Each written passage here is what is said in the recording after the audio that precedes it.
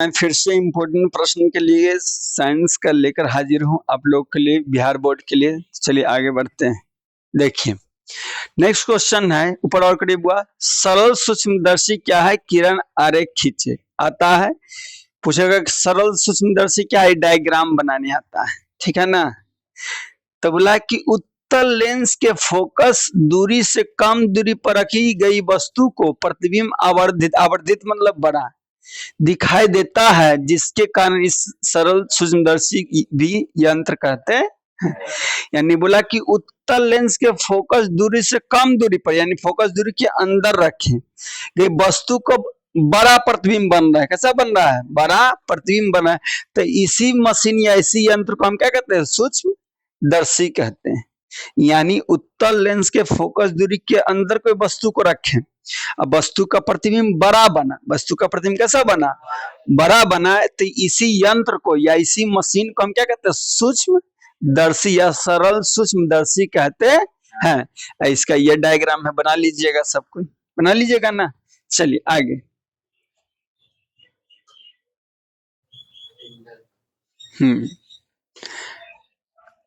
चलिए टिंडल प्रभाव क्या है,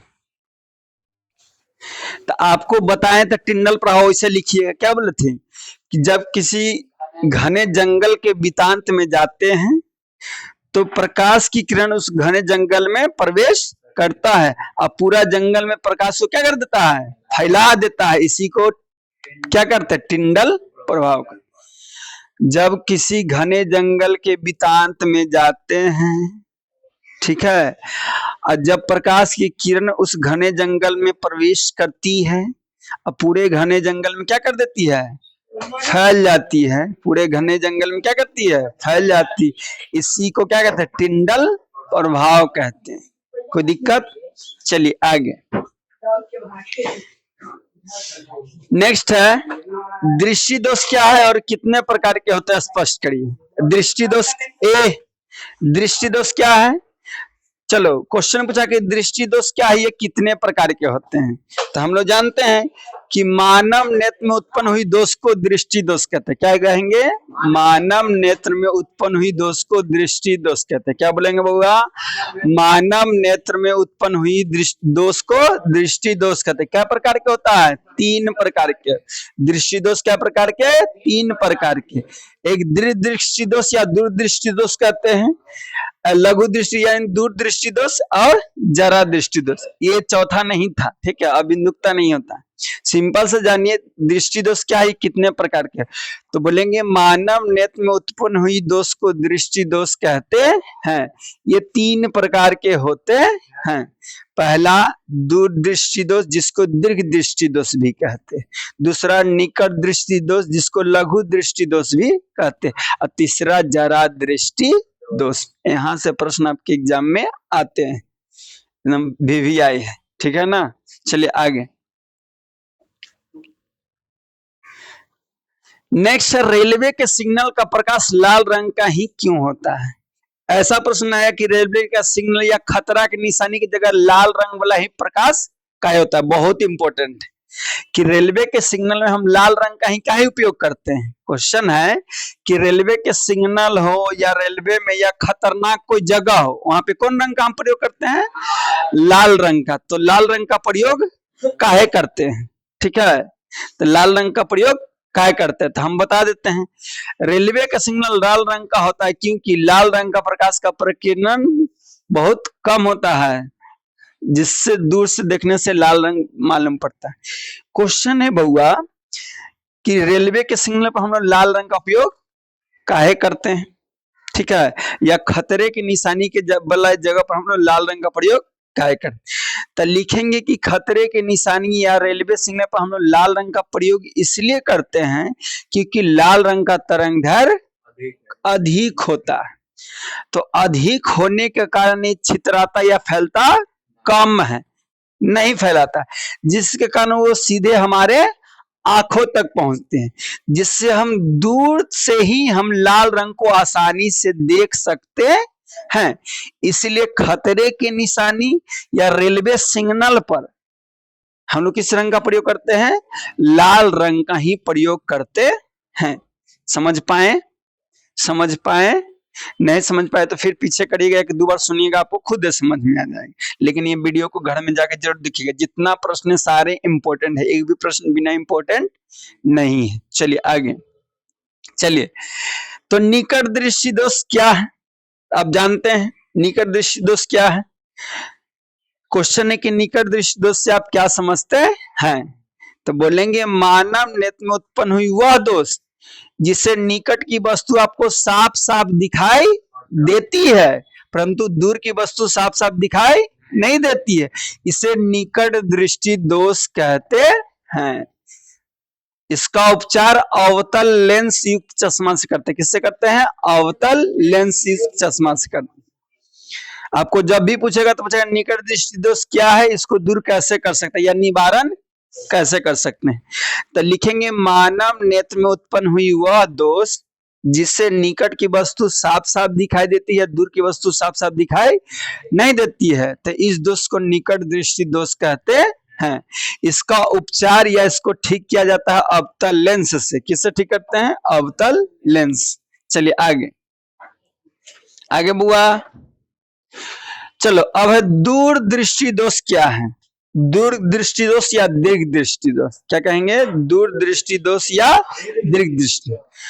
वही भी बोलेंगे मानव नेत्र में उत्पन्न हुई वह दोष जिससे दूर की वस्तु आपको साफ साफ दिखाई देगी यानी स्पष्ट दिखाई देगी और निकट की वस्तु आपको स्पष्ट दिखाई नहीं देगी, तो इसको कहते हैं निकट दृष्टि दोष या दीर्घ दृष्टि दोष कहते हैं। ठीक है, कोई दिक्कत? दूरदृष्टि दोष या दीर्घ दृष्टि दोष। इसमें क्या होता है कि दूर का वस्तु आपको साफ साफ दिखाई देगा, निकट की वस्तु साफ साफ दिखाई नहीं देगा। इसको ठीक करना है या निवारण करना है, उपचार करना है तो उत्तल लेंस से करेंगे। ठीक है ना? चलिए आगे।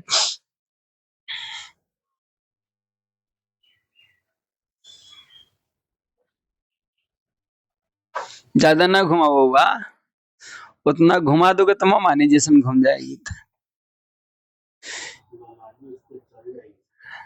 बड़ी तकलीफ है, क्या दुखवा बांटल जाता है ना। गाना सुना मौसी गे मौसी, मौसा हो मौसा ना, ये पूजवा मर गई।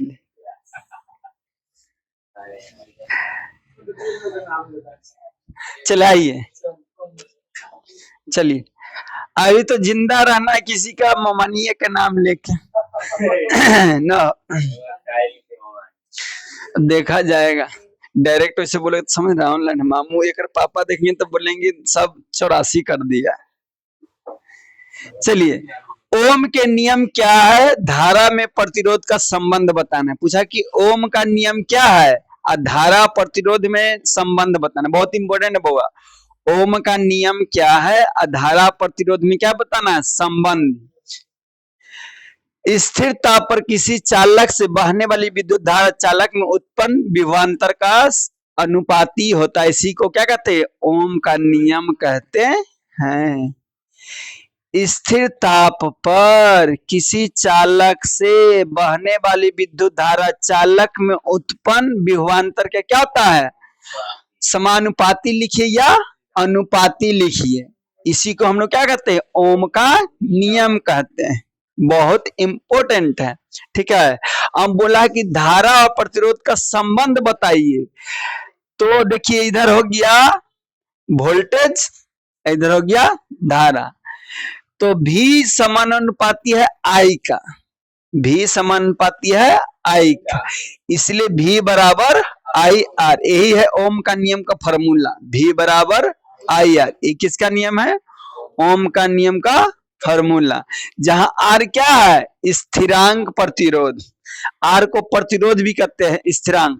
अब प्रतिरोध का ऐसा मात्रा क्या होता है? ओम होता है। प्रतिरोध का ऐसा मात्रा क्या होता है? ओम। कोई दिक्कत? ओम का नियम पूछेगा बता दीजिएगा। भी और आई में संबंध है, भी बराबर आई आर होता है। प्रतिरोध का ऐसा मात्रक ओम होता है। बहुत इंपॉर्टेंट ये प्रश्न ओम का नियम वाला। ठीक है बउआ, आगे बढ़िए। आइए ना, आगे बढ़िए, सब इम्पोर्टेंट ना है। दिखाओ ना थोड़ा सा, देखने तो ना बउआ। आगे बढ़ाइए, नहीं इंपॉर्टेंट है। अब कम समय है ऐसा पढ़ना है जो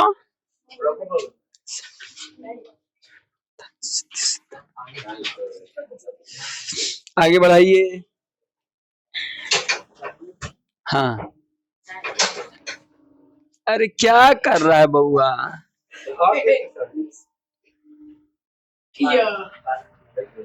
अरे ममानी हो ममानी।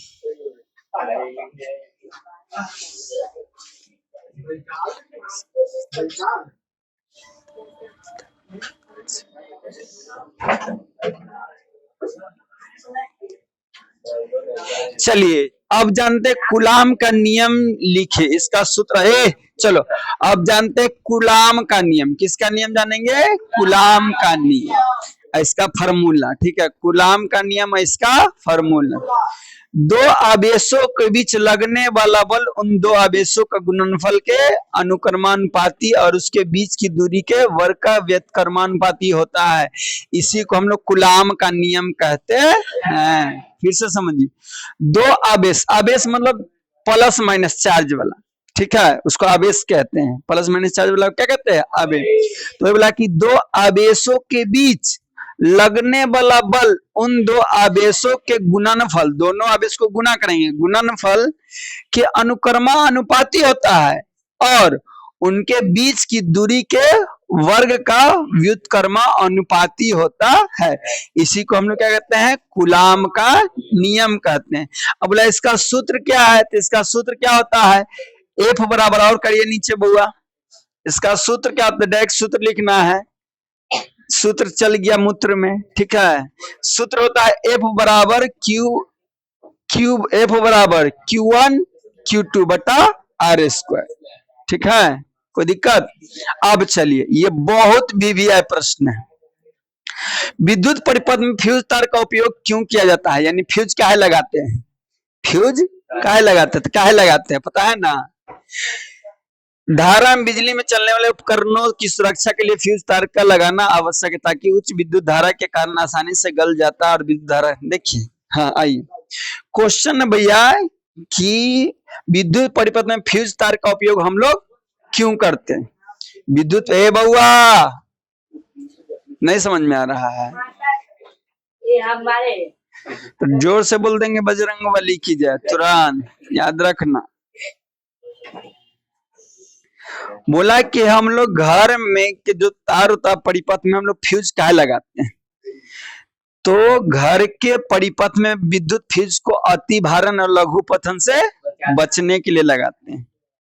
ठीक है, यदि विद्युत फ्यूज को हम नहीं लगाएंगे तो परिपथ में अचानक धारा की मान बढ़ जाएगा, धारा के मान अचानक बढ़ जाएगा, जिससे उसमें जो भी हम यंत्र का उपयोग करेंगे वो यंत्र जल सकता है, खराब हो सकता है, साथ में जो उपकरण को उपयोग कर रहा है उसको भी करंट का झटका लग सकता है।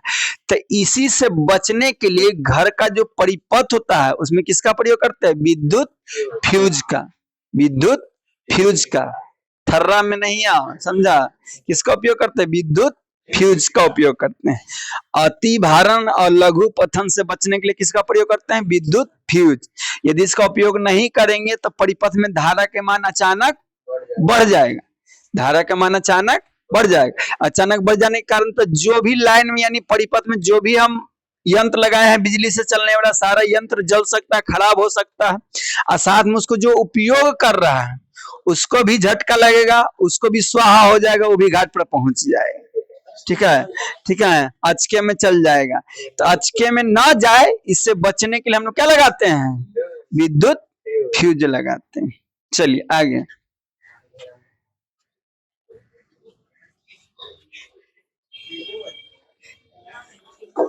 चलिए बहुत इंपॉर्टेंट है क्वेश्चन है कि घरेलू विद्युत परिपथ में श्रेणी क्रम संयोजन का उपयोग क्यों नहीं करते? एक दिन और बताए थे कि घर में श्रेणी क्रम संयोजन उपयोग क्यों नहीं करते हैं? कौन सा करते हैं? समांतर क्रम या पार्श्व क्रम करते हैं। ठीक है, तो ये लियो कर कुतबा जैसा क्वेश्चन है बउआ कि घरेलू विद्युत परिपथ में हम लोग श्रेणी क्रम संयोजन का उपयोग क्यों नहीं करते हैं? तो समांतर क्रम का करते हैं। ठीक है, तो काहे करते हैं चलिए जानते हैं। श्रेणी क्रम में समान विद्युत धारा सभी उपकरणों को प्रवाहित होता है। यानी श्रेणी क्रम में जोड़ेंगे ना तो जितना मशीन लगा है सबको धारा यानी धारा सबको एक जैसा मिलेगा। सबको धारा कैसा मिलेगा? एक जैसा मिलेगा। श्रेणी क्रम में अधिक उपकरण लगाने से धीरे धीरे धारा का मान घट जाता है। यानी श्रेणी क्रम यदि जोड़ेंगे ना तो सबको धारा का मान एक जैसा मिलेगा, समान मिलेगा। और जितना उपकरण लगाते जाएंगे तो धीरे धीरे धारा का मान क्या होता जाएगा? घटता जाएगा। धारा का मान घटता जाएगा क्योंकि सभी प्रतिरोध श्रेणी क्रम में है और कुछ प्रतिरोध बहुत अधिक हो जाता है। ऐसी स्थिति में प्रत्येक उपकरण के सिरों पर विभवांतर अलग अलग हो जाएगा। अब समझिए बात को। वो क्वेश्चन है कि घरेलू विद्युत परिपथ में हम लोग श्रेणी क्रम को काहे नहीं जोड़ते हैं? श्रेणी क्रम उस दिन ना बताए थे, याद इतना जल्दी भूल जाता है। पहला प्रतिरोध का दूसरा सिरा, इसे बताए थे पाइपा जोड़े वाला। अरे बताए थे, भुला जाता है इतना जल्दी भुला जाता है। कैसे शादी ब्याह तुम लोग को होगा, चिंता में हम दुबराल जा रहे हैं। अब अगुआ भागेगा कि अगुआ मर जाएगा देख के तो अगुए जानेगा। ठीक है, तो चलो चलो सुनो। क्वेश्चन है कि घर में श्रेणी क्रम संयोजन का उपयोग क्यों नहीं करते? अरे क्यों नहीं करते हैं? समांतर क्रम का क्यों करते हैं? तो क्वेश्चन लिखे कि घर में श्रेणी क्रम का उपयोग करेंगे तो सब जगह धारा के मान समान रहेगा। मौसा, सब जगह धारा का मान कैसा रहेगा? समान रहेगा। समझे कि नहीं?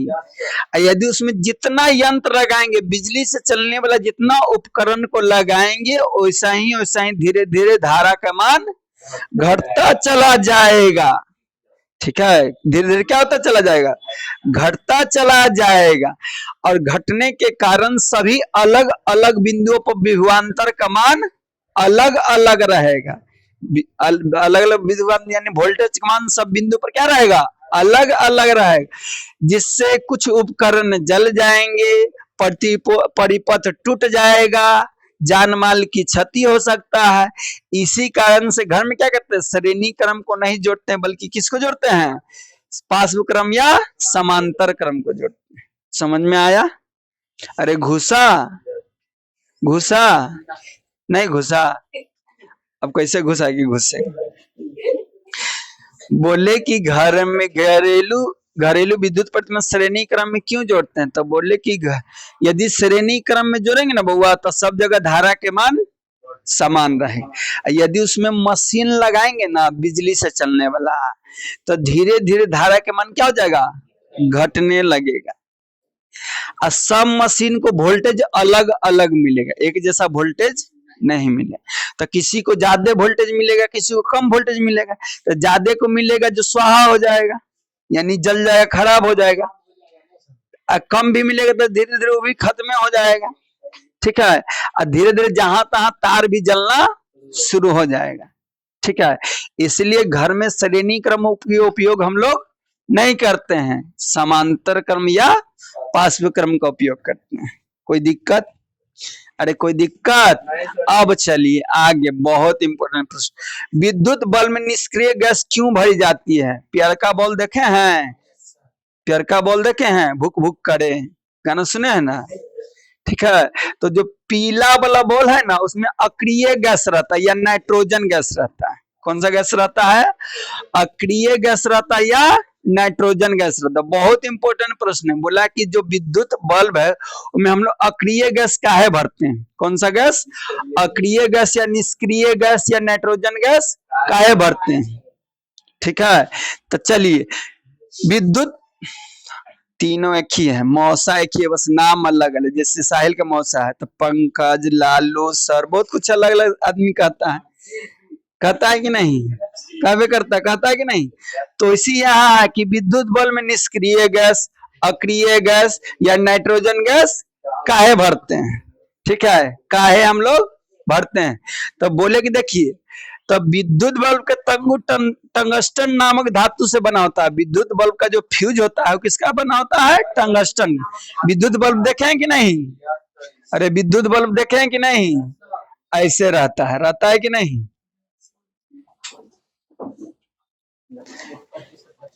हाँ पचक गया। अभी ममानी नाल है। हाँ ममानी के देख के अच्छा पचक जाता है। चल देखो, तो बोले कि विद्युत का बल्ब का जो फिलामेंट है वो किसका बना होता है? टंगस्टन का बना होता है। किसका बना होता है? टंगस्टन का बना होता है। यदि वो ऑक्सीजन या हवा के संपर्क में आएगा ना तो ऑक्सीकृत हो जाएगा। क्या हो जाएगा? ऑक्सीकृत होकर भंगुर होकर टूट जाएगा। ऑक्सीकृत होकर भंगुर होकर क्या हो जाएगा? टूट जाएगा। इसलिए टूटने या भंगुर होने से बचाने के इसमें कौन गैस भर देते हैं? अक्रिय गैस, निष्क्रिय गैस या नाइट्रोजन गैस भर देते हैं। कोई दिक्कत? क्वेश्चन क्या था कि विद्युत बल्ब के में निष्क्रिय गैस क्यों भरते हैं? तो बोले कि विद्युत बल्ब का जो फिलामेंट बना रहता है वो टंगस्टन का बना हुआ रहता है और वो धातु रहता है। जैसे ही वो हवा या वायु के संपर्क में आएगा तो ऑक्सीकृत हो जाएगा। क्या हो जाएगा? ऑक्सीकृत हो जाएगा। ऑक्सीकृत होके भंगुर होके टूट जाएगा। ऑक्सीकृत होके भंगुर होके क्या हो जाएगा? टूट जाएगा। तो इसी कारण से टूटने और बचाने के लिए हम लोग इसमें निष्क्रिय गैस या अक्रिय गैस को भर देते हैं या नाइट्रोजन गैस को भर देते हैं, जिससे कि ये फिलामेंट क्षतिग्रस्त न हो या न टूटे। कोनो दिक्कत? अरे कोनो दिक्कत? चले आगे।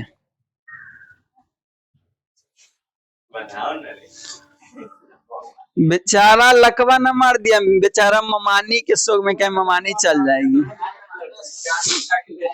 और ऊपर कर बउआ बउआ और ऊपर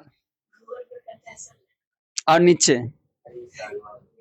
वो पूरे ऊपर नीचे कर दे रहा। बस क्वेश्चनमा तो दिखने दो। ए मौसी के बेटा, बहुत इंपॉर्टेंट प्रश्न है। दिष्ट धारा और प्रतिवर्ती धारा में अंतर, यानी डीसी करंट और एसी करंट में अंतर। ठीक है, दिष्ट धारा और प्रतिवर्ती धारा में अंतर क्या जानेंगे? दिष्ट धारा और प्रतिवर्ती धारा में अंतर जानेंगे। तो इधर है आपका दिष्ट धारा, इधर आपका प्रतिवर्ती धारा। इधर कौन सा धारा है? दिष्ट धारा, इधर है प्रतिवर्ती धारा। इस धारा की दिशा एक समान रहता है। इसका दिशा कैसा होता है? एक समान, यानी एक जैसा। इसका धारा की दिशा बदलती रहती, यानी इसका धारा की दिशा बदलती नहीं है, इसकी धारा की दिशा बदलती रहती। दिस धारा की दिशा बदलती नहीं है, प्रतिवर्ती धारा की दिशा बदलती रहती है। इस धारा का परिणाम नियत रहता है, यानी सब जगह नियत रहेगा। इस धारा का परिणाम परिवर्तित होते रहते, यानी इसका धारा का मान सब जगह एक जैसा रहेगा, इसका धारा का मान सब जगह एक जैसा नहीं रहेगा। इस स्थान परिवर्तन में अधिक ऊर्जा का व्याप्त होता है। इसको छोड़ दीजिएगा। इसमें देखिए, बोला ट्रांसफार्मर की सहायता से इस धारा का विभवांतर क्या कहा जाता है? घटाया बढ़ाया जा सकता है। बोला ट्रांसफार्मर की सहायता से इस धारा का विभवांतर बढ़ाना घटाना संभव है? नहीं है। इसको ट्रांसफार्मर लगा के धारा के मान घटा बढ़ा नहीं सकते हैं, लेकिन प्रतिवर्ती धारा को ट्रांसफार्मर लगा के धारा के मान घटा बढ़ा सकते हैं। एसी है, ये डीसी। ए राजा एसी गाना सुना है ना? तो ये डीसी बा एसी, समझे? तो इसकी दिशा नहीं बदलती है, इसकी दिशा बदलती रहती है। इसका धारा का परिणाम नियत रहता है, इसका धारा का परिणाम नियत नहीं रहता है। फिर बोले किसको? ट्रांसफार्मर से धारा को कम बेसी नहीं कर सकते हैं। इसमें ट्रांसफार्मर की सहायता से विभवांतर को कम बेसी कर सकते हैं। इस धारा के सहायता से संचालक सेल चार्ज किया जाता है, यानी इसमें बैटरी रहता है, उसको चार्ज कहते हैं। इसमें हम संचालन के लिए चार्ज करने की कोई जरूरत नहीं होता है। घर में आ रहा उसको चार्ज करता है, घर में बैटरी उसको चार्ज करते हैं कि नहीं? तो इसमें बोलता है कि चार्ज करने की जरूरत होता है, इसमें चार्ज करने की जरूरत नहीं होता है। आगे करो बुआ बउआ। यह कम वोल्टेज के कारण कम खपत होता है, इसमें कम वोल्टेज रहता है इसलिए कम खर्चा होगा। इसमें ज्यादा वोल्टेज होने के कारण ज्यादा खपत हो, इसको ज्यादा दूर ले जाइएगा ना तो ऊर्जा खपत हो जाएगा, ज्यादा दूर ले जाएगा तो चलबे नहीं करेगा। यहाँ बैटरी रहते हैं वहां ले जाके चलेगा चलेगा, तो ज्यादा दूर ले जाने में इसका विद्युत धारा खत्म हो जाता है। इसको ज्यादा दूर ले जाने पर हल्का वोल्टेज कम होता है, ज्यादा क्षति नहीं पहुंचता है। ये इसमें बैटरी सेल आता है, ये में घर में जो आता है वो आता है। ठीक है, बहुत इंपॉर्टेंट है। ठीक है, हाँ अभी तो चल रहा है एसी करंट से। कौन करंट से चल रहा है? AC current. अब मोबाइल कौन करंट से चल रहा है? डीसी करंट से, क्योंकि इसमें बैटरी है। चलिए आगे बहुआ।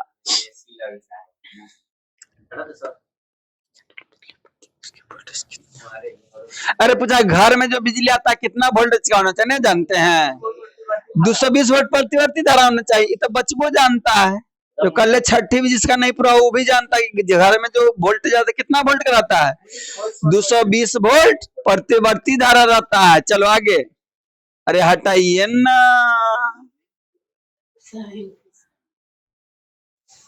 अब पूछा विद्युत बल में तंतु किस धातु का बना होता है? किस धातु का बना होता है जी? टंगस्टन का। तो बोला विद्युत बल में तंतु किस धातु का बना होता है और क्यों? टंगस्टन का है, क्यों बना होता है तभी ना बताएं। तो बोलेंगे कि विद्युत बल में ये देखो क्या हो, ये जरबा और देगा हो, मतलब जिंदे में मुंह में आग दे रहा है।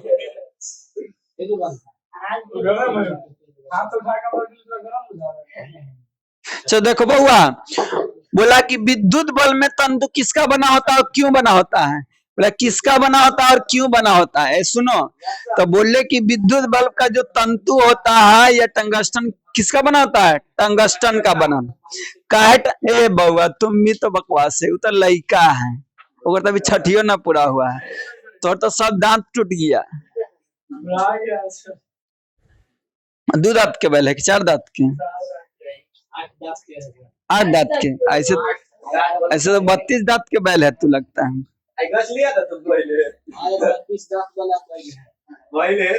चलो देखो बाबा, सुनो ना, बकवास ना करो। क्वेश्चन है कि जो घर में जो लाइट लगाते हैं उसका तंतु किसका बना होता है, क्यों बना होता है? तो बोले कि घर में जो बल्ब रहता है उसका तंतु टंगस्टन का बना होता है। टंगस्टन का काहे बनाते हैं? अभी ना बोले कि टंगस्टन का इसलिए बनाते हैं कि यदि वो ऑक्सीजन के संपर्क में आएगा तो वो टूट जाएगा, भंगुर हो जाएगा। तो इससे बचाने के उसमें निष्क्रिय गैस भर देते हैं या नाइट्रोजन गैस भर देते हैं कि जिससे वो ऑक्सीजन हवा के संपर्क में न आए और न टूटे। चलिए आगे। हाँ पहले लिखे, पूछा क्या विद्युत बल में तंतु किसका था? टंगस्टन का। बाकी वही डायलॉग वही। चलिए आगे, बहुत इंपोर्टेंट है भी है। नहीं जी नहीं, रुकिए रुकिए जरा सब्र करो, रुको जरा। बोला किसी चालक तार का प्रतिरोध किन किन बातों पर निर्भर करता है? ये चालक तार है।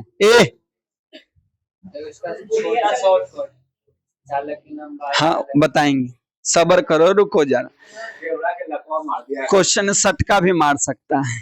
ठीक है, क्वेश्चन है कि किसी चालक तार का प्रतिरोध किन किन बातों पर निर्भर करता है, यानी चालक तार है उसका प्रतिरोध किन किन बातों पर निर्भर करे। तो पहले तक चालक तार की लंबाई पर, इतना ही लिखेगा, ज्यादा डायलॉग लिखने की जरूरत नहीं है। लिखेंगे पहला चालक तार की लंबाई पर, दूसरा चालक तार की मोटाई पर। पहला लंबाई पर, दूसरा मोटाई पर, तीसरा चालक पदार्थ की प्रकृति पर। प्रकृति यानी कैसन बनल है, अच्छा क्वालिटी का बनल है कि खराब क्वालिटी का बनल। ठीक है, पहले लंबाई, फिर मोटाई, फिर चौड़ाई। ठीक है, तो मोटाई किसको बोला बकलर? पहले लंबाई फिर मोटाई। ठीक है, फिर उसका अनुप्रस्थ काट का क्षेत्रफल, यानी उसका क्षेत्रफल कितना, ज्यादा है कि कम। अब पतला तार है उसमें मनमनता वोल्टेज दे दीजिए तो जाएगा, मोटा तार में जाना पड़ेगा। तो वही बोला है, सुनिए बात को, बोला है कि किसी चालक तार का प्रतिरोध किन किन बातों पर निर्भर करता था? पहला लंबाई पर, दूसरा मोटाई पर, तीसरा चालक के प्रकृति पर यानी कैसा बना हुआ उस पे, अब फिर चालक तार के ताप मान पर भी, अब फिर अनुप्रस्थ काट का क्षेत्रफल पर। आप ये 4-5 पॉइंट लिखिएगा। पहले लिखिएगा तार की लंबाई पे, दूसरा तार की मोटाई पे, तीसरा लिखिए चालक तार की प्रकृति पे, ठीक है। फिर लिखिए, हाँ क्वालिटी का लिखेंगे, प्रकृति लिखेंगे। पापा को फादर कहो ना डायरेक्ट, ऐसा फादर देंगे ना कि फिर पता नहीं चलेगा कि फादर किसे कहते हैं। फिर लिखेंगे कि चालक तार के तापमान पे, ठंडा गर्मी पर भी डिपेंड करता है, ठीक है ना। अब फिर लिखेंगे अनुप्रस्थ काट का क्षेत्रफल पर। फिर क्या लिखेंगे, अनुप्रस्थ काट का जलाना है, कोचिंग पे आग लगा के ऐसी मार दो माचिस, कहला धीरे धीरे जलाएगा। चलो आगे बढ़ो, आगे बढ़ो बउआ, बढ़ते जाओ मेरे राजा।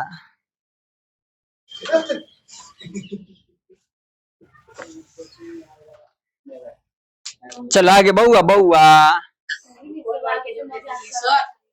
ये आग से न मजाक करो बउआ।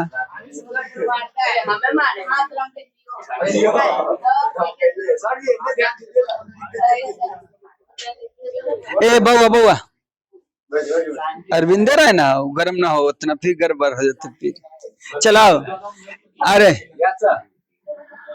उस युक्ति का नाम लिखे जो किसी चालक के सिरों को विभवांतर बनाए रखने में सहायता करता है। तो कौन है बता दीजिए, अरे कौन है, बोल रहा है उस युक्ति का। उठेंगे तक लाइन से दम गरियाना शुरू करेंगे, जड़ी से शुरू करेंगे, फुनगी तक पहुंचेंगे, समझ जाना। मामी से पहुंच के ममानी तक ना पहुंच गए ना, तब बोलना फिर। ए रुको, उस युक्ति का नाम लिखे जो किसी चालक के सिरों को विभवांतर बनाए रखने में सहायता करता है। ए देखो, किसी चालक के सिरों को विभवांतर बनाए रखने के लिए सेल अपनी संचित रासायनिक ऊर्जा नियंत्रित रूप से सर्च करता है। जिसे भी ये इम्पोर्टेंट नहीं, छोड़ो हटाओ, इम्पोर्टेंट नहीं है।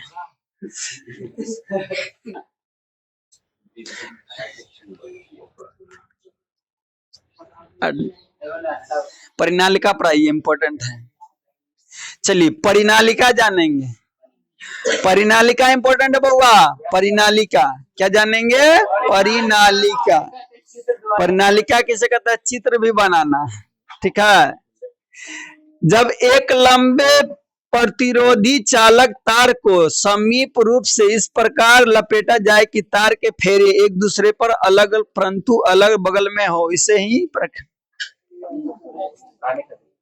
गलत है। परिनाली बोलेंगे कि जब किसी विद्युत रोधी तांबे के तार को, क्या लिखेंगे, जब किसी विद्युत रोधी तांबे को तार के जब पास पास लपेट देते हैं, जब पास पास लपेट देते तो इसी को हम क्या कहते हैं, परिनालिका कहते हैं। लिखेंगे विद्युत रोधी तांबे के तार को जब हम पास पास लपेट देते हैं, बहुत ही पास पास क्या करते हैं, पास पास बेलनाकार रूप में, बेलनाकार रूप में क्या लिखेंगे, बेलनाकार रूप में बहुत ही पास पास क्या कर देते हैं, लपेट देते हैं, उसी क्या कहते हैं, परिनालिका कहते हैं। ऐसे था बउआ बेलनाकार, समझो बात को। अभी पर तार लिया, लपेट दिए, मारे लपेट दिए, मारे लपेट दिए, मनमनता लपेट दिए, एकदम सटा सटा के, तो इसी को परिनालिका कहते हैं। लिखेंगे जब विद्युत रोधी तांबे के तार को एक बेलनाकार आकृति पर पास पास पास पास पास पास अनेक फेरों में लपेट देते, क्या करते हैं, पास पास अनेक फेरों में लपेट देते, इसे ही हम लोग क्या कहते हैं, परिनालिका। परिनालिका के डायग्राम ऐसे बना दीजिएगा, ठीक है। आगे बढ़ाइए, ठीक है ना। कल लिख के न लाओगे ना, तब चलता वो बेल्ला फाड़। यह है परिनालिका, देख लो ऐसा डायग्राम बनना है परिनालिका, दिखा। परिनालिका क्या है, समझ गया ना। चलिए आगे, विद्युत चुंबकीय प्रेरण किसे कहते हैं, स्पष्ट करिए। देखो विद्युत चुंबकीय प्रेरण, अब जानते हैं विद्युत चुंबकीय प्रेरण क्या है। बउआ चुप रहो, क्वेश्चन है विद्युत चुंबकीय प्रेरण किसे कहते हैं। क्या क्वेश्चन है, विद्युत चुंबकीय प्रेरण किसे कहते हैं। किसी चुंबक तार की एक बंद कुंडली के बीच की दूरी को शीघ्रता से बदल जाए तो कुंडली में एक क्षणिक विद्युत धारा प्रवाहित होता है जिसे प्रेरित धारा कहते हैं। इस घटना को विद्युत चुम्बकीय प्रेरण कहते हैं। क्या हो बोला, देखो ध्यान से बोलो। बोला किसी चुंबक तथा तार की एक बंद कुंडली के बीच की दूरी को शीघ्रता, एक तार का कुंडली है, ठीक है, और उसको पास आसपास क्या कर रहे हैं, चुंबक को ला रहे हैं, ले जा रहे हैं, चुंबक को ला रहे हैं, ले जा रहे हैं। लाने या ले जाने का कारण ये जो कुंडली था ना, उस कुंडली में कुछ समय के लिए करंट आ गया, यानी धारा उत्पन्न हो गया, इसी को प्रेरित धारा कहते हैं।